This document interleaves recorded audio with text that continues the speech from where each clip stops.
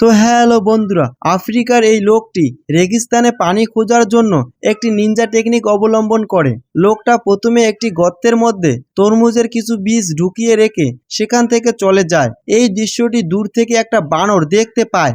লোকটি বানরটিকে দেখে গাছের আড়ালে লুকিয়ে পড়ে, আর বানরটি ধীরে ধীরে সেই গর্তের কাছে যায় এবং বানরটি তার হাত গর্তের ভিতরে ঢুকিয়ে বীজগুলিকে বাইরে বের করে আনার চেষ্টা করে, কিন্তু তার হাত গর্তের মধ্যেই ফেঁসে যায়। তখনই লোকটি দৌড়ে গিয়ে বানরটিকে দড়ি দিয়ে বেঁধে ফেলে। লোকটি বানরটির কোনো ক্ষতি করে না, বরং তাকে লবণ খেতে দেয়। রেগিস্তানে সহজেই লবণ পাওয়া যায় না, তাই বানরটি মজা করে লবণ খেতে লাগলো।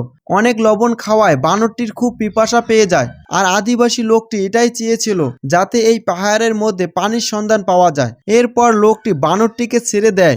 বানরটি তার পিপাসা মেটানোর জন্য সোজা দৌড়াতে থাকে গোপনীয় পানির কুয়ার দিকে, আর লোকটিও বানরটির পিছে পিছে দৌড়াতে থাকে। অবশেষে লোকটি রেগিস্তানের মধ্যে লুকিয়ে থাকা গোপনীয় পানির সন্ধান পান।